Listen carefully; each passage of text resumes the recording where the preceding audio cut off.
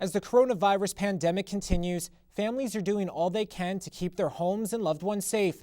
But as people increase the amount of times they clean often used surfaces and their hands, the New Jersey Poison Information and Education System has seen a surge in calls for help.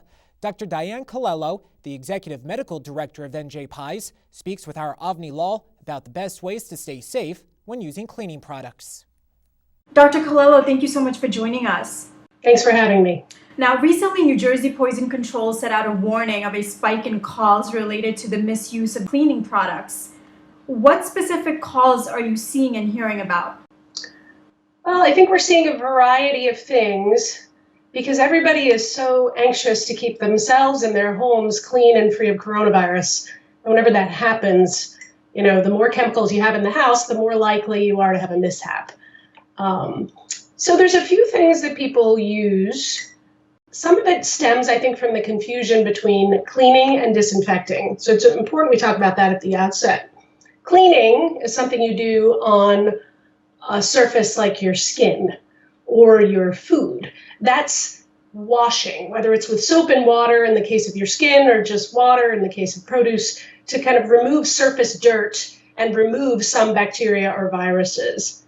That's a generally gentle process. It's safe to do on your skin and on your face and even on your apples, but is not as strong or as hazardous as disinfection. So disinfectants are chemicals that are meant to sterilize, kill bacteria or viruses on surfaces like countertops or stainless steel, things like that. And those are stronger chemicals.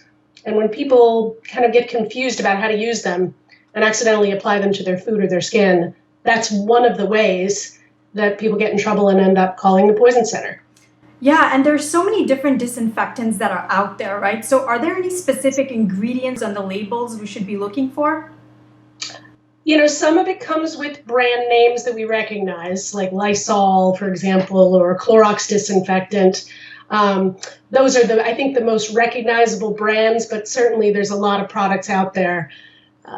They contain things like bleach or ammonia or even just concentrated vinegar, hydrogen peroxide, benzalkonium chloride. They go by a lot of different names, but generally it's a product that's meant to be applied in your home and often says on the label, not for use on skin or eyes.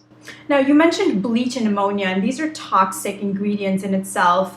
Do you recommend diluting them before using it to reduce the risk? Is that a recommendation? Yes. Household bleach and ammonia are already a little dilute, certainly more so than, for example, something you would use in an industrial setting or a factory.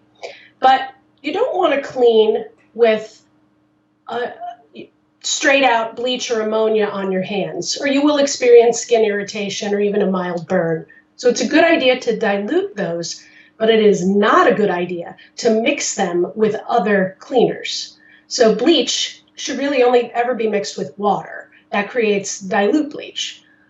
It should never be mixed with ammonia because that generates a toxic gas that if you breathe it in, causes the formation of acid in your lungs, and that can be a really bad injury. That was Dr. Diane Calello, the Executive Medical Director of the New Jersey Poison Information and Education System.